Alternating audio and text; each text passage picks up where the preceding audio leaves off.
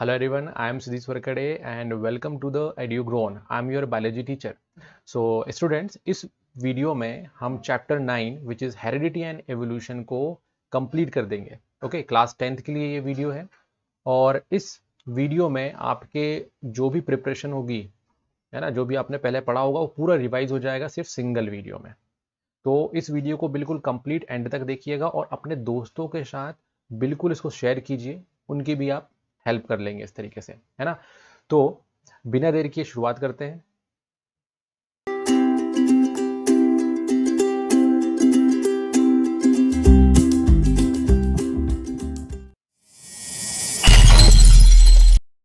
Welcome back students. जैसा कि मैंने आपको स्टार्टिंग में बताया हुआ है कि ये है वन शॉट वीडियो, है ना. एक शॉट में एक ही कंप्लीट वीडियो जिसमें हम क्या करेंगे, चैप्टर 9 को खत्म कर देंगे. ठीक, तो चैप्टर 9 आपका पूरा खत्म होने वाला है which is heredity and evolution.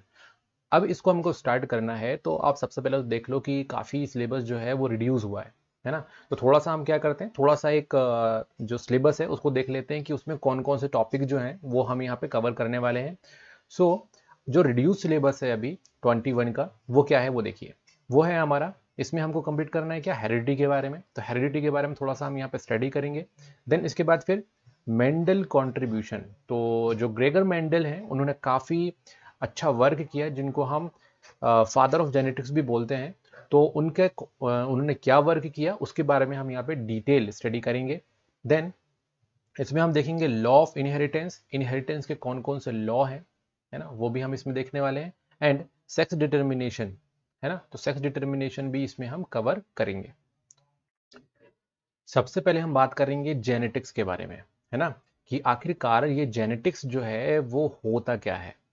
So, genetics, that means a study of heredity and variation. किस चीज की स्टडी करना, स्टडी करना किसका, हेरिडिटी का और वेरिएशन का. इसको हम बोलते हैं जेनेटिक्स. सो बेसिकली जेनेटिक्स क्या है, ब्रांच है किसका, बायोलॉजी का. बायोलॉजी का ब्रांच है ये, जिसमें हम क्या स्टडी करते हैं, इसमें हम स्टडी करते हैं हेरिडिटी का और वेरिएशन का. अब क्वेश्चन यहाँ पे ये राइज होता है कि बेसिकली हेरिडिटी क्या है और वेरिएशंस क्या होते हैं. तो हेरिडिटी क्या होगा, हेरिडिटी का मतलब होता है ट्रांसमिशन. ट्रांसमिशन मतलब एक जनरेशन से दूसरी जनरेशन में ट्रांसफर करना, दैट मीन्स ट्रांसमिशन. तो ट्रांसमिशन ऑफ कैरेक्टर्स और traits from one generation to the next generation is called heredity. Is that simple? Heredity का मतलब क्या हुआ, जो कैरेक्टर्स हैं वो क्या करते हैं, एक जनरेशन से दूसरे जनरेशन में ट्रांसफर होते हैं. बट ये कैसे पॉसिबल है ना, किस कैरेक्टर की बात हो रही है यहाँ पे, ये बात हो रही है इस इमेज की, है ना. आप इस इमेज में देख रहे हो कि किस तरीके से जो जनरेशन बाय जनरेशन एक ट्रेट्स, कौन सा ट्रेट्स थे यहाँ पे ये जो बेसिकली लेपर्ड का बच्चा और लेपर्ड दोनों में एक स्पेसिफिक ट्रेट्स है. क्या ट्रेट्स है वो, क्या खूबी है वो, दौड़ना. बहुत ही फास्ट तरीके से क्या करते हैं, ये दौड़ते हैं. तो आप देखोगे कि जो पेरेंट्स जिस तरीके से क्या करता है, दौड़ता है, रन करता है, जो उसकी ट्रेट्स है वो बेसिकली जिसको हम क्या बोलते हैं, कैरेक्टर बोलते हैं, वो क्या होता है, वो ट्रांसफर होता है उसके ऑफस्प्रिंग में, है ना. तो जो कैरेक्टर्स, जो ट्रेट्स बेसिकली पेरेंट्स के पास हैं वही क्या होते हैं, ट्रांसफर होते हैं किसमें, उनके बच्चों में, दैट मीन्स ऑफस्प्रिंग में. इसको हम बोलते हैं हेरिडिटी. क्या बोलते हैं इसको हम, हेरिडिटी. अब यहाँ पे वेरिएशन क्या है, वेरिएशन का मतलब होता है चेंजेस, है ना. हम देखते हैं कि पेरेंट्स है और उसका ऑफस्प्रिंग, दैट मीन्स उसका क्या, उसका जो बच्चा है वो क्या होता है, वो उसके पेरेंट से थोड़ा सा किसी मायने में क्या होता है, अलग दिखाई देता है ना. अब वो थोड़ा सा जो अलग दिखाई देता है उसी को हम बोलते हैं वेरिएशन, है ना. तो वो होता है वेरिएशन. इसको हम थोड़ा सा स्टडी करेंगे डिटेल में कि वेरिएशन आखिरकार क्या होता है.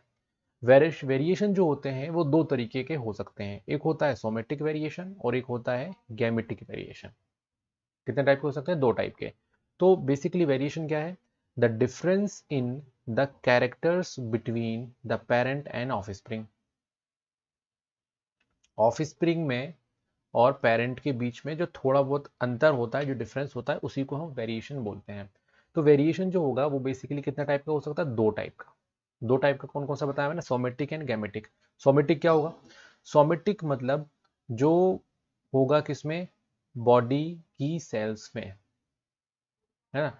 जो बॉडी की जो सेल्स होती हैं उनमें जो चेंजेस होते हैं उसको हम बोलते हैं सोमेटिक वेरिएशन। और गैमेटिक वेरिएशन मतलब क्या? जब गैमिट फॉर्म होते हैं। क्या फॉर्म होते हैं? जब गैमिट फॉर्म होते हैं। रिप्रोडक्टिव सेल होती है बेसिकली गैमेट सेल। किस टाइप की सेल्स होती है? गैमेट सेल अगर कोई पूछता है कि क्या है, तो हम बता सकते हैं कि वो क्या है? एक रिप्रोडक्टिव सेल है, जिसमें नंबर ऑफ क्रोमोसोम जो होते हैं, है ना। हम क्रोमोसोम के बारे में आपको बताऊंगा मैं आगे कि नंबर ऑफ क्रोमोसोम्स बेसिकली क्या है ये। तो जो क्रोमोसोम होते हैं इस रिप्रोडक्टिव सेल में हैप्लॉइड के फॉर्म में होती है, जिसको हम बोलते हैं एन, है ना। क्या होती है? हैप्लॉइड। हैप्लॉइड के फॉर्म में इसमें क्या होते हैं? क्रोमोसोम्स होते हैं, है ना। तो यहाँ पे लिख देते हैं हम, क्रोमोसोम्स किसके फॉर्म में है? हैप्लॉइड, यानी कि आपका वन, है ना। हैप्लॉइड एक होता है डिप्लॉइड। डिप्लॉइड का मतलब क्या होता है? पेयर्स में, है ना। इसको हम बोलते हैं डिप्लॉइड को क्या बोलते हैं? थोड़ा सा मैं बता देता हूँ यहाँ पे। डिप्लॉइड बोलते हैं हम 2n, और n होता है हमारा हैप्लॉइड। ये मतलब क्या है? पेयर्स में। क्रोमोसोम क्या है? पेयर्स में होते हैं, और इसमें पेयर में नहीं होते, इसको हम बोलते हैं हैप्लॉइड। तो बेसिकली गैमिट एक रिप्रोडक्टिव सेल है जिसमें हैप्लॉइड नंबर ऑफ क्रोमोसोम होते हैं, और वो आगे चल के क्या फॉर्म करता है? आगे चल के जाइगोट फॉर्म करता है वो, ठीक है। तो यहाँ पे देखो, गैमिट और उस सेल में, जो गैमिट सेल है, जो बेसिकली रिप्रोडक्टिव सेल है, उसमें जो चेंजेस होंगे वो चेंजेस क्या होंगे? गैमेटिक वेरिएशन, ठीक। ये जो gametic variation, that means gamete cell में या फिर रिप्रोडक्टिव सेल में जब चेंज होता है, तो वो कैसा होता है? वो इनहेरेंट होता है। दैट मीन्स एक जनरेशन से दूसरी जनरेशन में वो कैरेक्टर ट्रैवल कर सकता है, जा सकता है ना। सो हम यहाँ पे बोल सकते हैं inherited as well as transmitted. Then also known as inherited traits. इसलिए जो गैमेटिक वेरिएशन जो आते हैं उसको हम इनहेरिटेड ट्रेड्स भी बोलते हैं। जैसे कि ह्यूमन की हाइट, ये एक गैमेटिक गैमेटिक वेरिएशन है। दैट मीन्स ये बेसिकली इनहेरिटेड कैरेक्टर है। देन स्किन कलर, ये एक इनहेरिटेड कलर है, इनहेरिटेड कैरेक्टर है, जो क्या होता है? एक जनरेशन से दूसरी जनरेशन में ट्रांसफर या ट्रैवल कर सकता है, ठीक। उसी तरीके से अगर हम बात करते हैं सोमेटिक वेरिएशन का, तो सोमेटिक वेरिएशन जो होता है वो ट्रांसमिटेड नहीं होता। अब ऐसे कौन से कैरेक्टर्स हैं जो ट्रांसमिट नहीं होते? जैसे कि बोरिंग ऑफ पिना। अगर हम क्या करते हैं, अगर हमारे जो कान की जो होते हैं पिना, ये यहाँ पे अगर हम क्या कर दें? बोरिंग कर दें, होल कर दें थोड़ा सा, तो वो क्या होगा? क्या वो अगली जनरेशन में जाएगा? नहीं जाएगा। Putting sorry cutting tails of dog. अगर हम किसी अगर किसी डॉग का टेल कट गया है किसी एक्सीडेंट से, तो क्या उसकी नेक्स्ट आने वाली प्रोजेनी में कटे हुए टेल्स आएंगे? नो, बिल्कुल पॉसिबल नहीं है। और ये पॉसिबल क्यों नहीं है? क्योंकि जो रिप्रोडक्टिव सेल है जिसके थ्रू रिप्रोडक्शन हो रहा है, उसमें चेंजेस नहीं हो रहे हैं, है ना। चेंजेस कहाँ पे हो रहे हैं? उसकी बॉडी की सेल पे। तो इस तरीके से गैमिट गैमेटिक सेल होती है बॉडी में एक, जिसको हम रिप्रोडक्टिव सेल भी बोलते हैं, और एक सोमेटिक सेल होती है जिससे पूरी बॉडी बनी हुई होती है। ओके, तो ये हो गया हमारा वेरिएशन। अब यहाँ पे क्वेश्चन आता है कि वेरिएशन आखिरकार क्यों होते हैं और कैसे होते हैं, रिप्रोडक्शन में किस तरीके से वो होंगे, ठीक। तो रिप्रोडक्शन में हम यहाँ पे बोल सकते हैं कि रिप्रोडक्शन 2 टाइप का होता है। एक होता है ए सेक्शुअल रिप्रोडक्शन, और एक होता है सेक्शुअल रिप्रोडक्शन। दोनों ही रिप्रोडक्शन के बारे में मैंने पिछले वीडियोस में पूरा कंप्लीट बात किया हुआ है। अगर आपने वो अभी तक नहीं पढ़ा है, तो वीडियो में जाइए और उसको कंप्लीट कीजिए, है ना। तो जो वेरिएशन होते हैं वो सेक्सुअली और एसेक्सुअली 2 टाइप के होते हैं, और दोनों में ही क्या हो सकता है? दोनों में ही वेरिएशन आ सकते हैं, लेकिन एक छोटा सा डिफरेंस है। डिफरेंस क्या? कि एसेक्सुअली रिप्रोडक्शन में जो वेरिएशन के चांसेस होते हैं वो सबसे मिनिमम होते हैं, बहुत ही कम होते हैं, है ना। तो इसलिए हम यहाँ बोल सकते हैं वेरिएशन आर फीवर। और सेक्सुअली रिप्रोडक्शन में वेरिएशन आते हैं, इसलिए हम इसको बोल सकते हैं कि वेरिएशन इसमें क्या होंगे? लार्ज होंगे। जो एसेक्सुअल रिप्रोडक्शन होता है उसमें वेरिएशन कब आते हैं? जब उसमें म्यूटेशन होता है। जब जेनेटिक मटेरियल में क्या होता है? म्यूटेशन होता है, उस केस में क्या आ सकते हैं? उस केस में आ सकता है यहाँ पे वेरिएशन। और म्यूटेशन का क्या मतलब हुआ? म्यूटेशन का मतलब हुआ चेंज। कहाँ पे चेंज? चेंज इन डीएनए, है ना। क्या बोल सकते हैं इसको हम? Change in DNA. जब डीएनए में चेंज होता है तो क्या बोलते हैं उसको हम? उसको बोलते हैं हम म्यूटेशन। यहाँ पे सपोज करो एक ऑर्गेनिज्म है, ठीक है, इसके अंदर ही जेनेटिक मटेरियल है।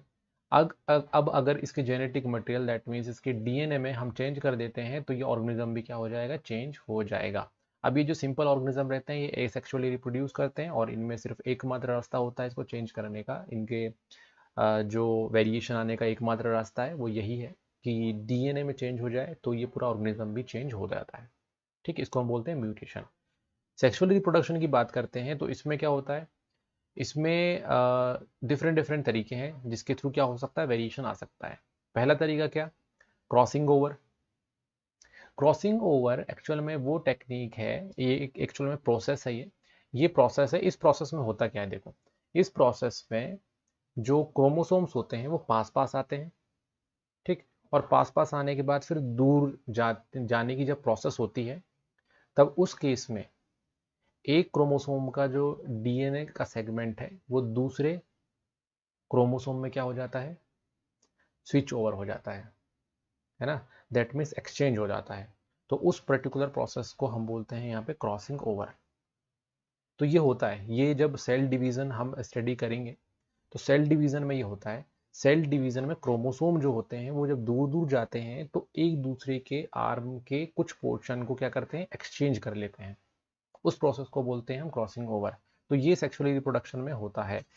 तो यहाँ पे क्या आ सकता है? चेंज आ सकता है, और अगर चेंज आ जाएगा क्रोमोसोम में और डीएनए में तो वेरिएशन दिखाई देगा। इसके अलावा सेपरेशन ऑफ क्रोमोसोम्स, वही क्रोमोसोम जब सेपरेट होते हैं तो भी यहाँ पे चांसेस होते हैं किसके? कि नए वेरिएशंस आए। और इसके अलावा म्यूटेशन, म्यूटेशन भी यहाँ पे एक कॉज है जिसके कारण क्या आ सकता है? जिसके कारण वेरिएशंस आ सकते हैं। ओके, तो हम यहाँ पे हम देख चुके, यहाँ पे हम पढ़ चुके हैं कि कैसे वेरिएशन आते हैं। अब आते हैं हम यहाँ पे इम्पोर्टेंट ऑफ वेरिएशन। वेरिएशन की क्या इंपॉर्टेंस है, क्या क्या फायदा है इससे? अगर आता ही चेंज तो क्या फायदा है? तो सबसे पहला फायदा है एडॉप्टेशन। क्या होता है? एडॉप्टेशन। अब हम देखते हैं कि कंटिन्यूसली हमारा इन्वायरमेंट जो है वो चेंज हो जाता होता रहता है। स्टैटिक तो नहीं है ना ये इन्वायरमेंट। तो अब इन्वायरमेंट स्टैटिक नहीं है तो कंटिन्यूसली चेंज होता है।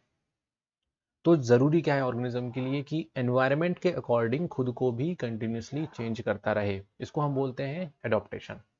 तो एडॉप्टेशन के लिए ज़रूरी है वेरिएशन। तो हम यहाँ पे बोल सकते हैं variation in species help them adopt themselves to that particular environment and give them a chance of survival, है ना। तो सर्वाइवल के चांस इसमें इंक्रीज हो जाते हैं बिकॉज ऑफ वेरिएशन।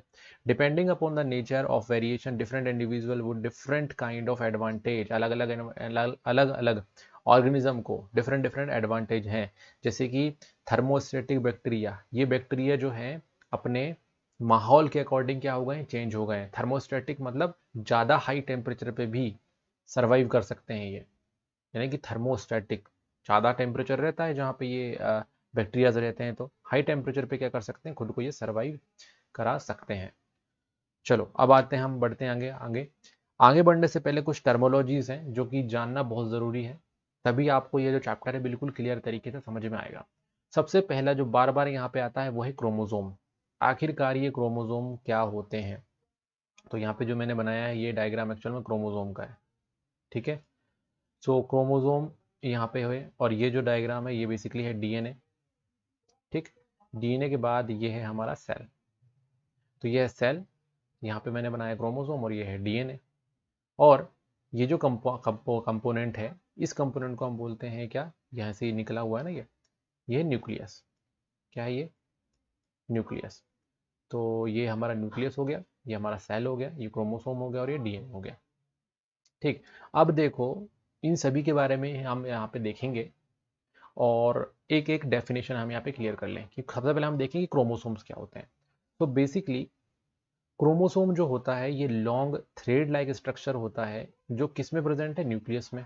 ये देखो इस न्यूक्लियस के अंदर क्या है? ये क्रोमोसोम है, ठीक। और इस क्रोमोसोम में क्या है? डीएनए। डीएनए के जो थ्रेड है जो डीएनए वही क्या बनाता है बेसिकली, हिस्टोन प्रोटीन के साथ मिलकर क्रोमोसोम बनाता है। और ये जो क्रोमोसोम होता है ये न्यूक्लियस के अंदर कंडेंस फॉर्म में मिलता है। और न्यूक्लियस जो है वो कहाँ मिलता है, सेल में मिलता है। तो यहाँ पे सिंपली याद कर लो, क्रोमोसोम बेसिकली एक थ्रेड लाइक स्ट्रक्चर है जो न्यूक्लियस के अंदर होगा और जिसमें हेरिडिकल इंफॉर्मेशन कंटेन रहेंगी, मतलब हेरिडिकल इंफॉर्मेशन स्टोर रहेंगी। ठीक है, और वो भी किस फॉर्म में, वो भी जीन्स के फॉर्म में। अब यहाँ पे देखो जीन्स थोड़ा सा कंफ्यूजन करता है कि यहाँ पे जीन्स क्या है यहाँ। ठीक, तो सबसे पहले सिंपल तरीका याद करो, सेल के अंदर क्या है, न्यूक्लियस, न्यूक्लियस के अंदर क्या है, क्रोमोसोम्स। ठीक, क्रोमोसोम एक बड़ी यूनिट हो गई, इसका मतलब ये है। ठीक है, अब क्रोमोसोम के अंदर क्या बताया मैंने, क्या है, डीएनए है। तो एक बहुत बड़ा डीएनए है ना, वो क्या है, इसके अंदर सुपर कॉइल्ड कंडीशन में है। और इस सुपर कॉइल्ड कंडीशन में जो डीएनए है इसके स्पेसिफिक सेगमेंट्स होते हैं, जैसे कि ये सेगमेंट, ये जो पर्टिकुलर सेगमेंट होते हैं ये क्या होते हैं, फंक्शनल सेगमेंट बोलते हैं इसको हम। फंक्शनल सेगमेंट क्यों बोलेंगे फंक्शनल, क्योंकि ये सेगमेंट क्या करते हैं, चीजों को बनाते हैं। और क्या बनाते हैं ये बनाते हैं प्रोटीन को। क्या बनाते हैं, ये प्रोटीन बनाते हैं। कैसे बनाएंगे, डीएनए से बनाते हैं आरएनए और आरएनए से बनता है प्रोटीन। ये एक प्रोसेस होता है। ठीक है, डीएनए से, ये जो डीएनए है ये क्या बनाता है, ये बनाता है आरएनए और आरएनए से क्या बन जाता है, प्रोटीन बन जाता है। तो ये एक प्रोसेस है। तो ऐसा फ्रेगमेंट ऑफ डीएनए जो क्या कर सकता है, फंक्शनल है और क्या बना सकता है, प्रोटीन बना सकता है।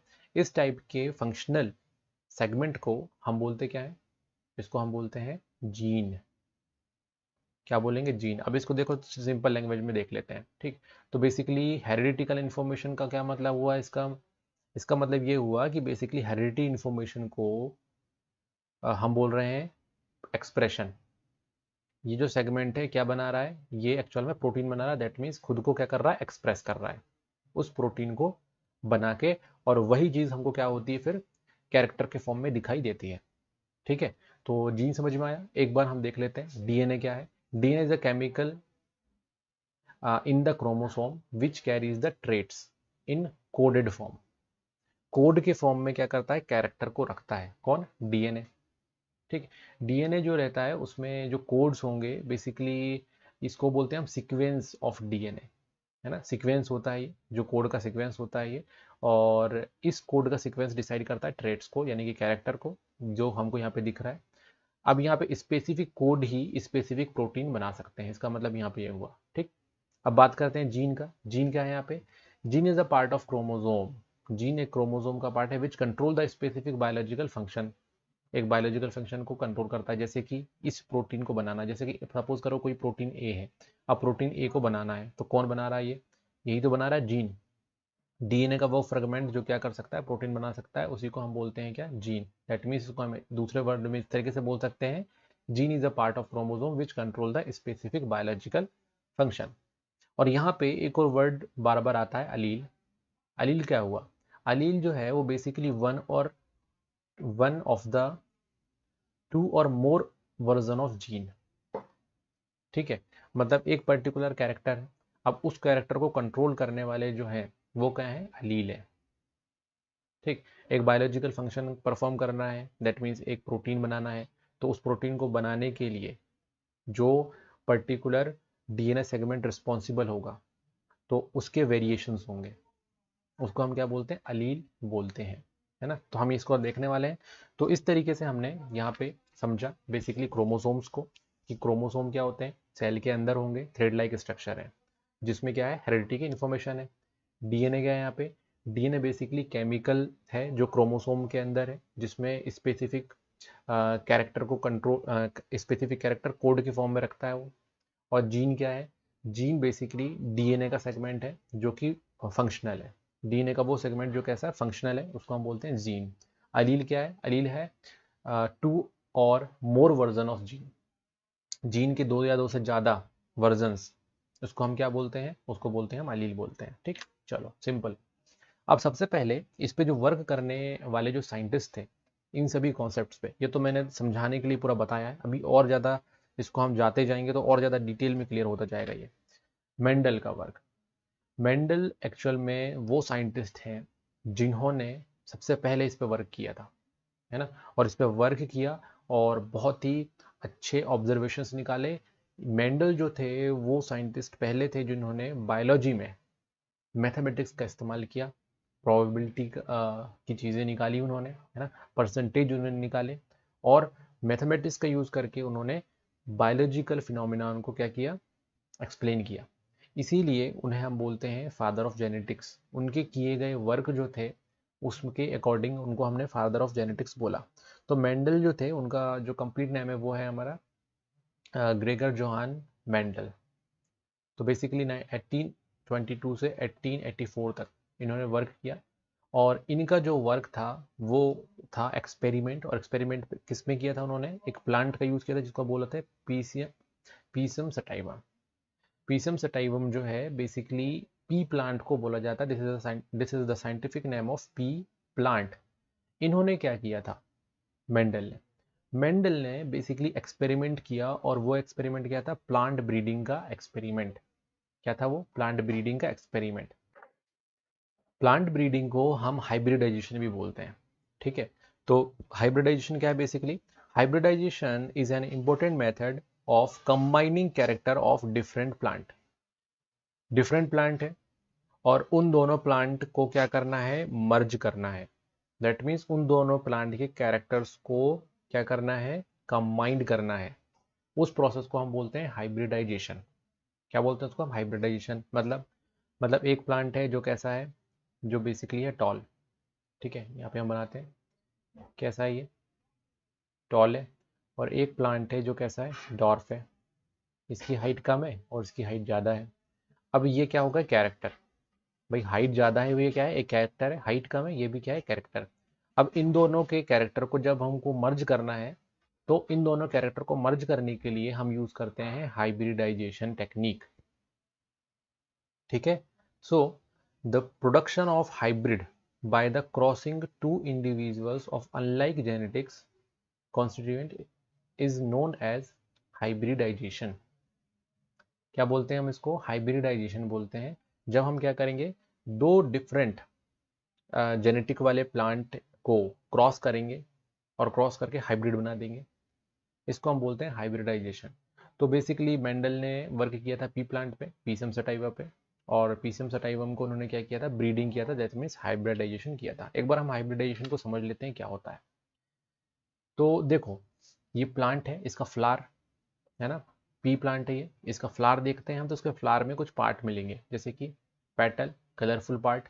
देन उसके बाद इसके अंदर रहेगा स्टिग्मा। स्टिग्मा जो है वो कौन सा पार्ट है, फीमेल।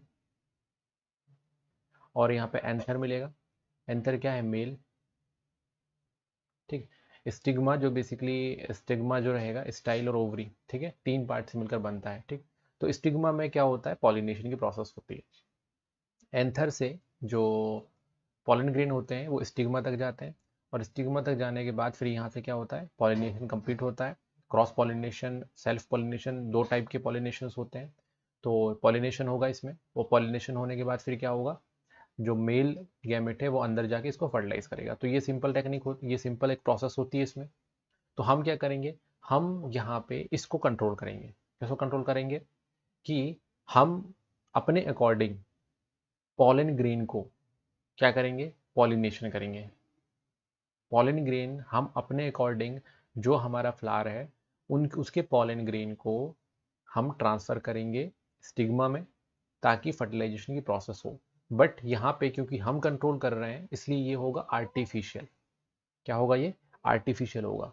तो करेंगे कैसे इसको, थोड़ा सा ये देखते हैं हम। अब सपोज करो हमारे पास दो प्लांट है, एक प्लांट ये रहा जिसके फ्लावर का कलर वाइट है ना, और दूसरा प्लांट ये रहा, उसके फ्लावर का कलर क्या है, वॉयलेट। तो एक वॉयलेट फ्लावर है और एक वाइट फ्लावर है।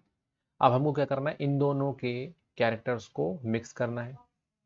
क्या करना है, इन दोनों के कैरेक्टर को मिक्स करना है ना, दैट मीन्स हाइब्रिडाइजेशन करना है। तो क्या करेंगे हाइब्रिडाइजेशन करने के लिए, सबसे पहले जो एक फ्लावर है उसके एंथर के जो पोर्शन है उसको हम कट कर देंगे। मतलब फीमेल मेल का जो पोर्शन है उसको हम कट कर देंगे, और जैसे ही मेल के पोर्शन को हम क्या करें, कट करें, तो क्या होगा, इसमें सिर्फ रह जाएगा क्या, इसमें रह जाएगा सिर्फ पिस्टल का पोर्शन, है ना, पिस्टल दैट मीन्स स्टिग्मा का पोर्शन रह जाएगा। तो ये हो जाएगा फीमेल, क्योंकि ये फीमेल पार्ट है, और मेल पार्ट को हमने क्या कर दिया, कट करके अलग कर दिया। इस प्रोसेस को हम बोलते हैं इमस्कुलेशन। क्या बोलेंगे इसको हम, इसको बोलेंगे हम इमस्कुलेशन, that means removal of anther. Anther को रिमूव कर दिया, उसको हम बोलेंगे इमस्कुलेशन। तो ये बन गया हमारा female flower, that means female plant हो गया। अब ये हमने कट कर दिया, तो अब यहाँ पे सेल्फ पॉलिनेशन तो होगा नहीं, सेल्फ पॉलिनेशन की कंडीशन खत्म। अब यहाँ पे हमारे पास दूसरा फ्लावर है ना, दैट मीन्स दूसरा प्लांट, जिसके वो हमको क्या करना है, हाइब्रिड करना है इसमें, है ना, मिक्स करना है इनके कैरेक्टर्स को। इसमें व्हाइट कलर का फ्लावर है। हमने क्या किया, हमने सबसे पहले इसके पॉलन ग्रेन निकाले, और इस पॉलन ग्रेन को हमने इसके स्टिग्मा तक पहुंचा दिया, है ना। तो हम क्या करेंगे, transfer of pollen, that means pollination. तो पॉलिनेशन हो जाएगा। पॉलिनेशन होने के बाद फिर क्या होगा, फर्टिलाइजेशन होगा इसमें, और फर्टिलाइजेशन में सीड फॉर्म हो जाएंगे। तो ये होगा सीड, और फिर इन सीड को हम वापस से फील्ड में ग्रो करेंगे, और ग्रो करके देखेंगे कि कैसे कैरेक्टर के प्लांट ग्रो हो रहे हैं, है ना। तो बेसिकली हमने इसके कैरेक्टर और इसके कैरेक्टर को दोनों क्या कर दिया, मिक्स कर दिया। इसी को बोलते हैं हम हाइब्रिडाइजेशन टेक्निक, जो कि इमस्कुलेशन के थ्रू हुआ है। और यहाँ पे सीड डेवलप करने के बाद फिर वापस जब प्लांट आएंगे, तो उससे हमको समझ में आ जाएगा कि भाई कैसे प्लांट आ रहे हैं, कौन सा कैरेक्टर हमको शो हो रहा है। अगर आप इस केस में बात करेंगे, तो यहाँ पे आप देखोगे कि ये कैसा कलर है, वाइट, है ना, और ये कलर है वायलेट। दोनों को मिक्स कर दिया हमने, बट हमारे पास किस कलर के प्लांट आए हैं, वायलेट कलर के प्लांट्स आए हैं। ठीक, तो ये वायलेट कलर के प्लांट्स क्यों आए हैं, इसके बारे में हम देखेंगे कि एक्चुअल में वायलेट कलर क्यों है, जबकि हमने दो कैरेक्टर को मिक्स किया था। तो भाई वाइट कलर कहाँ गया, वाइट कलर कहाँ गया, ये भी हम यहाँ पे डिस्कस करेंगे। चलो, अब यहाँ पे जो ग्रेगर मेंडल थे, उन्होंने आखिरकार पी प्लांट को ही क्यों चुना, इसके पीछे का क्या रीज़न है।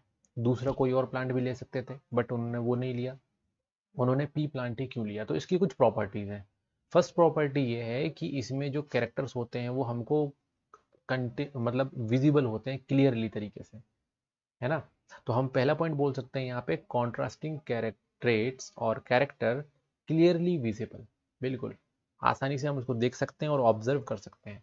देन सेकेंड, यहाँ पे short life span of plant की जो लाइफ स्पेन है वो बहुत ही कम है, जिसके कारण हमको जो है उसकी प्रोजेनी बहुत जल्दी मिल जाती है। इसके अलावा इसमें सेल्फ फर्टिलाइजेशन और क्रॉस फर्टिलाइजेशन, दोनों ही फर्टिलाइजेशन यहाँ पे हो पाते हैं। और इसमें क्योंकि सीड बहुत ज़्यादा बनते हैं, इसलिए इसमें हम बोल सकते हैं कि large number of seed produce होते हैं, large number of progeny produce होते हैं, और उसके कारण हम जब उनको ग्रो करते हैं तो हमारे पास एक बड़ा डाटा आता है, जो कि ज़्यादा वैल्यूएबल है। ठीक, अब आते हैं हम यहाँ पे मेंडल के एक्सपेरिमेंट में। मेंडल ने क्या किया कि कंटिन्यूसली पॉलिनेटेड किया, पॉलिनेशन किया, दैट मीन्स हाइब्रिडाइजेशन किया, और एक टाइम पे एक कैरेक्टर पे उन्होंने फोकस किया। ठीक है, एक टाइम पे एक कैरेक्टर, और देखा कि वो अगली जनरेशन में कैसा दिखाई देता है। अभी यहाँ पे एक क्वेश्चन आता है कि जनरेशन आखिरकार हम किसको बोल रहे हैं। अब देखो, यहाँ पे ये है कौन सा, फीमेल प्लांट, मेल को तो हम यहाँ पे कट कर चुके हैं, तो ये क्या बन गया, फीमेल। ये साइन जो है, सिंबल, ये फीमेल सिंबल है। ठीक है, यहाँ पे है आपका मेल पेरेंट, ये क्या है, मेल पेरेंट। तो male parent and female parent दोनों के हमने कैरेक्टर्स को मिक्स किया, और मिक्स करने के बाद ये दोनों थे पेरेंट्स, और पेरेंट्स के बाद फिर क्या बना, ये प्रोजेनिस, ऑफ स्प्रिंग। ये क्या है, ऑफ स्प्रिंग है। तो ये है जनरेशन वन, ये क्या है, जनरेशन फर्स्ट। तो फर्स्ट जनरेशन हो गया। अब इनके बीच में अगर क्या होता है, क्रॉस होता है, और क्रॉस करने के बाद जो नेक्स्ट जनरेशन आएगी उसको हम बोलेंगे सेकेंड जनरेशन। तो ये फर्स्ट जनरेशन है ना, और वो आगे आएगी वो सेकेंड जनरेशन रहेगी। तो बेसिकली मेंडल ने क्या किया कि एक कैरेक्टर को लिया, और जनरेशन बाय जनरेशन उन्होंने उसको स्टडी किया कि वो शो हो रहा है तो कैसे शो हो रहा है, और क्यों शो हो रहा है, और कितना शो हो रहा है, ये सभी चीज़ें उन्होंने किया। चलो, कुछ टर्मिनोलॉजी है मेंडल को स्टडी करने से पहले हम वो देख लेते हैं। पहले सबसे पहले तो हम बात करते हैं कॉन्ट्रास्टिंग कैरेक्टर किसको बोलेंगे। So the a pair of visible character, जो कैरेक्टर बेसिकली हमको दिखाई दे रहा है, जैसे कि अभी हम फ्लावर का कलर देखा, फ्लावर कलर दिखाई दे रहा है, तो वो क्या है, विजिबल कैरेक्टर। उसी को हम बोलते हैं कॉन्ट्रास्टिंग कैरेक्टर। उसके अलावा हाइट है किसी प्लांट की, वो भी हमको दिखाई देती है, तो वो क्या है, कॉन्ट्रास्टिंग कैरेक्टर। तो बेसिकली जो कैरेक्टर हम विजिबली हम उसको आसानी से देख सकते हैं, डिस्क्रिमिनेट कर सकते हैं, उसको हम बोलते हैं कॉन्ट्रास्टिंग कैरेक्टर। जैसे कि white and violet flower, the round wrinkle, है ना, ये सीड का होता है। सीड जैसे कि कुछ राउंड होते हैं और कुछ सीड कैसे होते हैं, रिंकल्ड होते हैं, तो वो भी हमको दिखाई देता है। ग्रीन येलो सीड का, सीड के कलर भी दिखाई देते हैं, ठीक। तो ये हो गया कॉन्ट्रास्टिंग कैरेक्टर्स। एक वर्ड होता है बार बार यूज होता है, फिनोटाइप एंड जीनोटाइप। फिनोटाइप और जीनोटाइप क्या है, तो इसको देखो कि फिनोटाइप का मतलब होता है एक्सटर्नल अपीयरेंस, जैसा प्लांट हमको दिखाई दे रहा है बेसिकली वो उसका फिनोटाइप है। जैसे कि प्लांट हमको टॉल दिखाई दे रहा है तो वो फिनोटाइप कैरेक्टर है, डॉर्फ दिखाई दे रहा है तो वो फिनोटाइप कैरेक्टर है। वही ये जो टॉल है, ये जिसके कारण हमको दिखाई देता है उसको हम क्या बोलते हैं, उसको बोलते हैं हम उसका जीनोटाइप।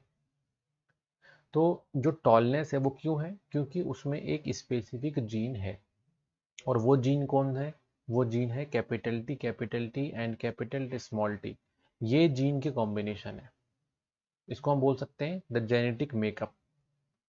तो जिस जीन के कॉम्बिनेशन के कारण जो कैरेक्टर हमको शो होता है वो है फिनोटाइप, और जो जीन का मेकअप होगा, जो जीन का कॉम्बिनेशन होगा वो है क्या, जीनोटाइप।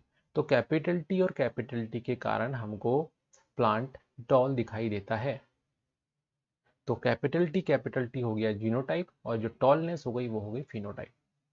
उसी तरीके से कैपिटल टी स्मॉल टी अगर कहीं है, ये जीनोटाइप अगर कहीं है, इस टाइप की कॉम्बिनेशन अगर कहीं है, तो वो भी प्लांट टॉल दिखाई देगा। बट ये पता कैसे चला कि टॉल दिखाई देगा, ये हम आपको अभी बताएंगे जब हम इसको क्रॉस करेंगे, तो है ना, जब हम मोनो हाइब्रिड क्रॉस पढ़ेंगे तब हम इसको बारे में डिस्कस करेंगे, ठीक है। तो ये है जीनोटाइप और एक है फिनोटाइप। एक और चीज है यहाँ पे, recessive and dominant traits. Traits का सिंपल सा मतलब होता है कैरेक्टर। ट्रेट्स का सिंपल सा मतलब क्या है, कैरेक्टर।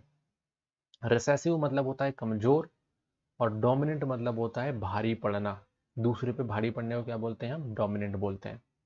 तो the character which does not express it self but it present in generation is recessive character. वो कैरेक्टर जो खुद को प्रेजेंट नहीं कर पाता, एक्सप्रेस नहीं कर पाता, जबकि वो होता है, उसको हम क्या बोलते हैं, रिसेसिव। अब ये क्या बात हुई, मतलब नहीं करता फिर भी होता है, क्या मतलब। अब देखो यहाँ पे आप देखोगे कि हमने दो कैरेक्टर को क्या किया था, मिक्स किया था।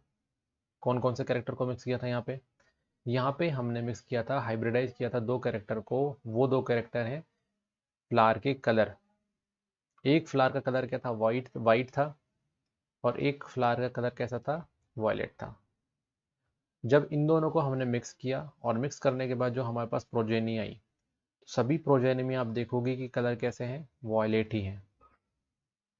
अब यहाँ पे कैरेक्टर तो दो मिक्स हुए थे, बट दिख कौन रहा है, वॉयलेट कलर दिख रहा है, और वाइट कलर हमको नहीं दिख रहा है ना, ये नहीं दिख रहा है ना।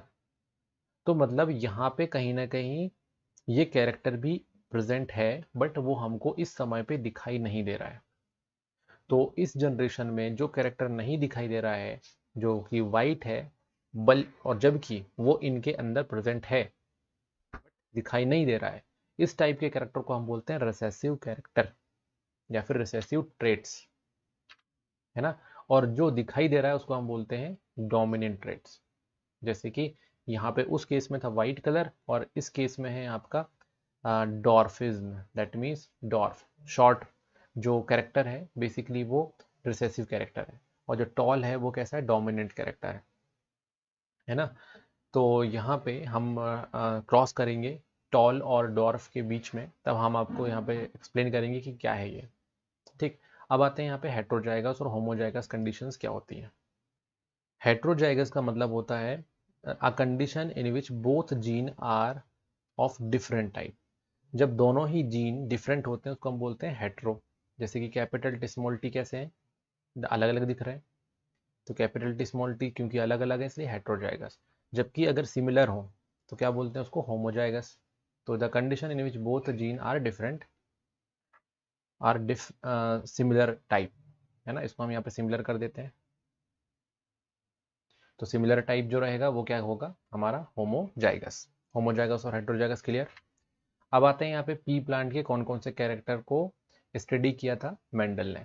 तो मेंडल ने टोटल 7 कैरेक्टर्स की स्टडी की थी, है ना, जिसमें क्या था, सीड का शेप जैसे कि राउंड एंड रिंकल, सीड का कलर यानी कि येलो एंड ग्रीन।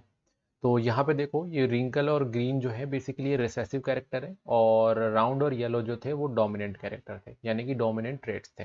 ठीक, तो डोमिनेंट ट्रेड्स राउंड था, राउंड और येलो डोमिनेंट्स थे, और रिसेसिव में रिंकल और ग्रीन थी।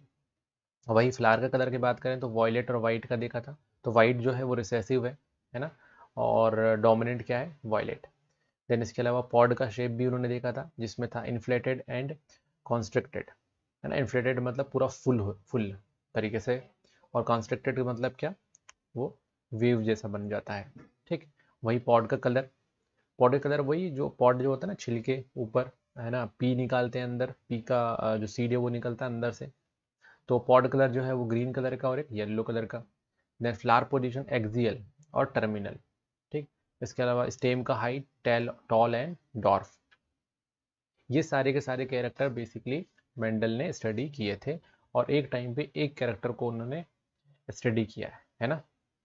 चलो अब आ जाते हैं यहाँ पे मोनोहाइब्रिड क्रॉस में, कि मोनोहाइब्रिड क्रॉस आखिरकार हम बोलते किसको हैं। मोनोहाइब्रिड क्रॉस का मतलब होता है जब सिंगल कैरेक्टर लेके प्लांट को क्या करते हैं, हाइब्रिडाइज करते हैं, तो उसको हम बोलते हैं मोनोहाइब्रिड।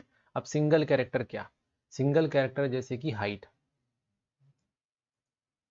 है ना, जैसे कि हाइट। अब अगर हाइट देखें तो दो टाइप के प्लांट्स होते हैं, एक होता है टॉल प्लांट और एक हो शॉर्ट प्लांट, जिसको हम डॉर्फ बोलेंगे। तो टॉल प्लांट और शॉर्ट प्लांट के बीच में हमने क्या किया, इसको क्रॉस कर दिया।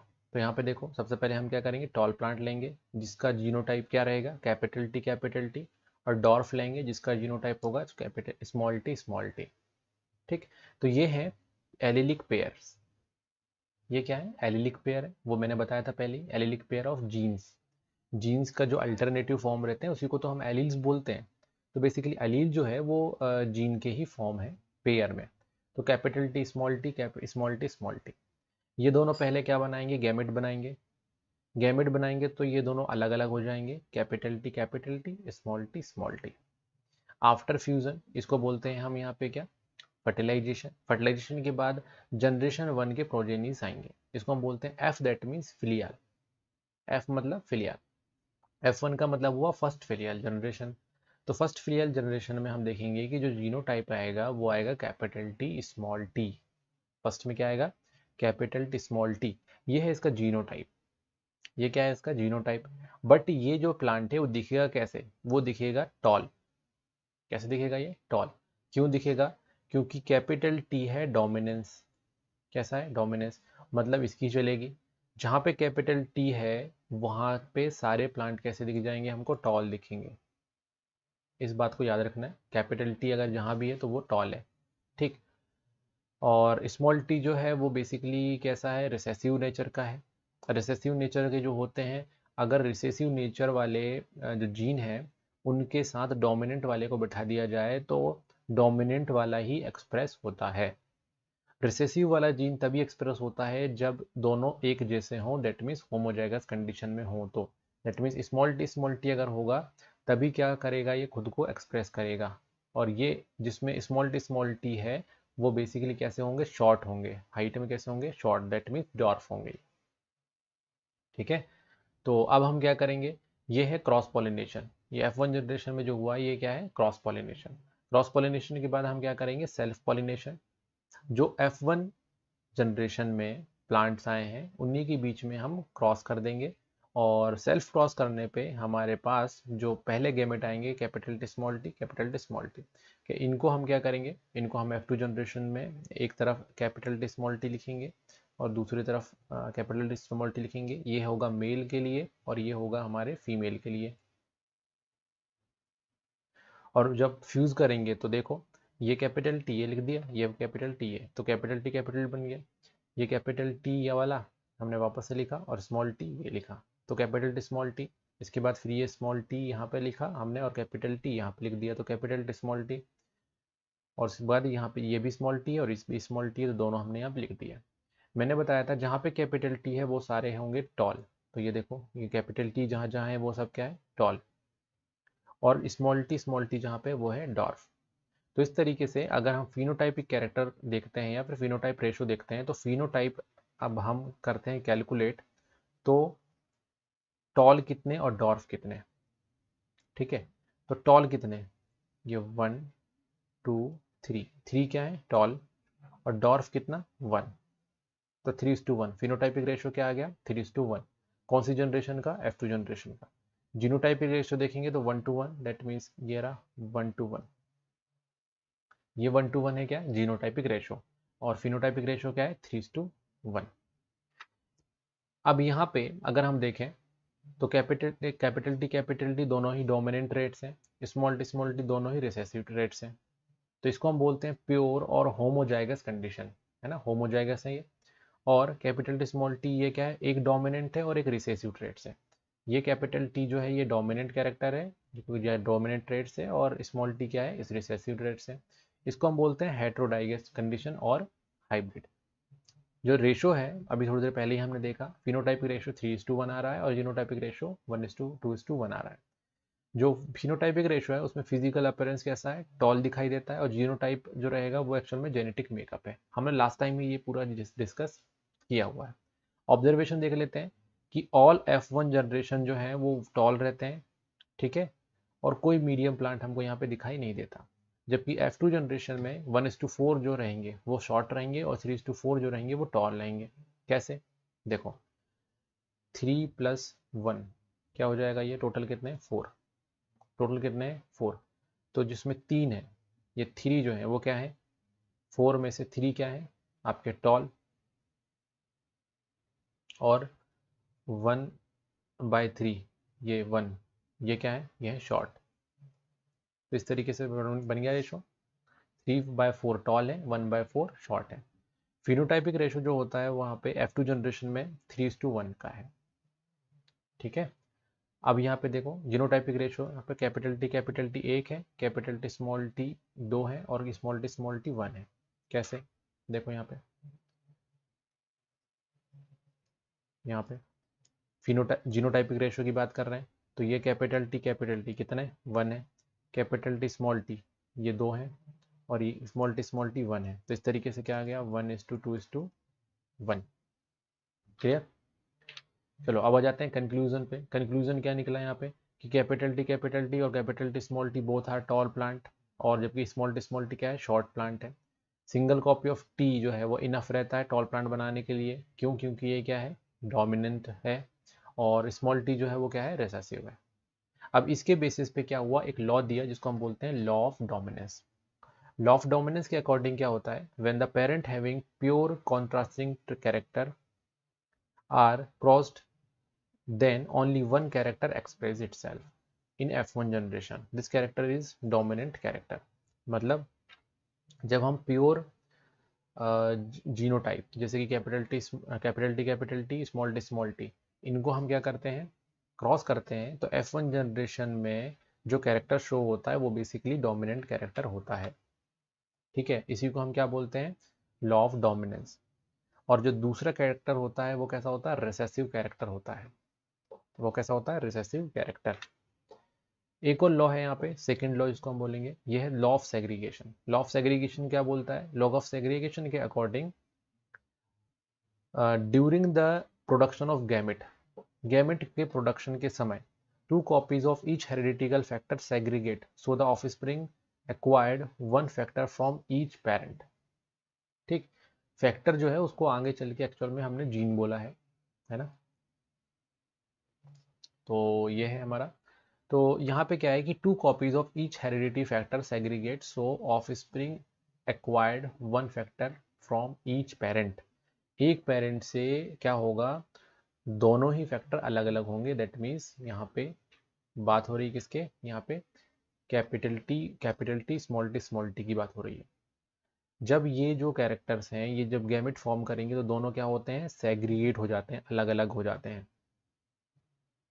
है ना। और अलग अलग होने के कारण फिर यहाँ पे नए कॉम्बिनेशन बनाने की प्रोबेबिलिटी सबको इक्वल मिलती है ना। इसीलिए इसको हम बोलते हैं लॉ ऑफ सेग्रीगेशन। आ गया समझ में ये। चलो अब आते हैं हम यहाँ पे नेक्स्ट है हमारा डाइहाइब्रिड क्रॉस। डाइहाइब्रिड क्रॉस का मतलब होता है जब हम दो कैरेक्टर को एक साथ क्या करते हैं, स्टडी करते हैं। दो कैरेक्टर को स्टडी करें यहाँ पे, चलो। The cross between two plants having two pair of contrasting character is called dihybrid cross. दो कैरेक्टर की जब हम एक साथ स्टडी करेंगे तो उसको हम बोलेंगे डाइहाइब्रिड क्रॉस। अब देखो दो कैरेक्टर क्या ले लिया हमने, जैसे कि सीड का शेप ले लिया राउंड और उसका कलर ले लिया ग्रीन। एक का हम रिंकल ले लिया, उसका जैसे राउंड का क्या है रिंकल, और येलो कलर का क्या ले लिया, सीड ले लिया। अब इसको अगर हम बोलते हैं जीनोटाइप, अगर इसको बनाते हैं पेरेंट का, तो कैसा बनेगा, राउंड का क्या रहेगा, एक राउंड है और एक क्या है ग्रीन है। राउंड का रहेगा आर आर, और ये मतलब ये हो गया आर, दैट मीन्स राउंड। और ग्रीन का रहेगा यहाँ पे वाई वाई। उसी तरीके से हम यहाँ पे रिंकल का ले लेंगे small R capital Y capital Y. Gamete form करेंगे। गैमेट फॉर्मेशन की प्रोसेस देखो क्या होगी। इस गैमेट फॉर्मेशन को बनाने का बहुत ही सिंपल तरीका है, एक और बार मैं आपको बता देता हूँ, है ना। गैमेट कैसे बनता है सिंपल तरीके से। गैमेट बनाने की जो सिंपल प्रोसेस है वो क्या है, वो देखो। ये क्या लिखा मैंने, कैपिटल आर स्मॉल वाई। तो देखो आर आर को कर लो अलग, ठीक, और उसके बाद वाई को कर लो अलग। अब देखो R Y R Y R Y R Y, हो गया फ्यूजन। ये आर और ये वाई पहला लिख दिया हमने, फिर ये दूसरा आर ये वाई। तो सभी के सभी क्या निकले, कैपिटल आर स्मॉल वाई। आ गया अब गैमेट। अब देखो दूसरा वाला, आर को कर लो अलग और वाई को कर लो अलग। तो यहाँ पे स्मॉल आर और कैपिटल वाई। अब देखो आप इसको फ्यूजन करके, small R capital Y small R capital Y small R capital Y, है ना, इजी। तो ये है इजी तरीका गैमेट फॉर्मेशन का। तो गैमेट फॉर्मेशन इससे इजी हो जाएगा। तो हमने फर्स्ट यहाँ पे गैमेट फॉर्म कर लिए, तो क्या आया, राउंड एंड येलो, है ना। तो क्योंकि आर जो है वो डोमिनेंट है इसमें और वाई जो है वो इसमें डोमिनेंट है, तो आर वाई दोनों इसमें है, तो क्या हो जाएगा, राउंड एंड येलो। अब क्या करेंगे, सेल्फ क्रॉस करेंगे। तो सेल्फ क्रॉस करने में फिर वो गैमेट बनाएंगे। तो गैमेट बनाने का फिर से वही तरीका, आर को अलग कर लो और वाई को अलग कर लो। अब हमारे पास जो कॉम्बिनेशन है वो क्या कॉम्बिनेशन है, capital R capital Y small Y. अब क्या करें, इसको हम अलग कर लें, आर को अलग कर लेते हैं। यहाँ पे हम इसको इस तरीके से बनाते हैं, आर आर अलग कर लिया, वाई देन स्मॉल वाई, हो गया अलग। अब बनाओ,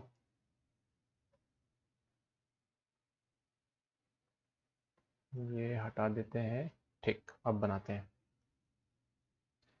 capital R capital Y small R capital Y capital R small Y small R small Y. बन गए 4 गैमेट। तो हमने दोनों तरफ गैमेट बनाए और उसके बाद फिर यहाँ पे बॉक्स में बनाया और फिर इसको मिक्स कर दिया, तो ये बन गया F2 जनरेशन के, है ना, इजी, बहुत इजी। इसका जो फिनोटाइपिक रेशियो आएगा वो आएगा 9331, ये याद रखना आप, 9331। अब ये कैसा है, 9 कैसे है, राउंड एंड येलो। तो 9 गिन लेते हैं, काउंट करते हैं, राउंड और येलो कौन सा है, जिसमें कैपिटल आर और कैपिटल वाई रहेगा वो क्या होगा, राउंड और येलो होगा। तो 1 2 3 4 5 देन 6 7 8 और 9 हो गए। ये कैसे, राउंड येलो।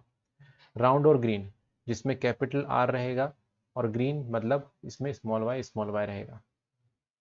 तो ये कहाँ पे है, ये रहा 1, क्रॉस कर देते हैं, 1 देन 2 और ये 3, हो गए। अब आते हैं रिंकल येलो। रिंकल किसका होगा, रिंकल मतलब ये देखो, जिसमें स्मॉल आर रहेगा, जिसमें स्मॉल आर रहेगा वो रिंकल। और आपका येलो, येलो के लिए क्या होना जरूरी है, कैपिटल आर का होना जरूरी है, ठीक है। सॉरी, कैपिटल रिंकल के लिए यहाँ पे जो रहेगा वो बेसिकली क्या रहेगा, आपका स्मॉल आर। यहाँ पे रहेगा ये कलर के लिए वाई वाई, है ना। तो ये जिसमें कॉम्बिनेशन रहेगा वो क्या होगा, वो होगा हमारा रिंकल येलो। तो स्मॉल आर आर ये रहा और कैपिटल वाई ये, तो ये हो गया हमारा फर्स्ट, ये हो गया सेकेंड और ये हो गया थर्ड। तो थर्ड क्या होगा यहाँ पर, रिंकल येलो। और लास्ट का बचा हमारा रिंकल ग्रीन, जो कितना है 1। तो इस तरीके से जो है रेशो आ गया हमारा 9331। इसके ऑब्जर्वेशन देख लेते हैं यहाँ पे कि आपका जो capital R R Y Y was cross with small R R Y Y in F1 generation all were R R Y Y, that means capital R small r capital Y small y, that means round and yellow seed। F1 generation में सारे के सारे जो रहेंगे वो dominant character को show करेंगे, ठीक है, जो डोमिनेंट कैरेक्टर होगा उसको।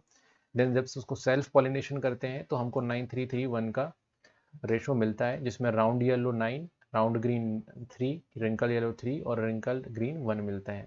इसका मतलब यहाँ पे ये हुआ कि राउंड एंड येलो सीड जो है वो डोमिनेंट कैरेक्टर है, और occurrence of new phenotypic combinations so that gene of round and yellow seed are inherited independently each other।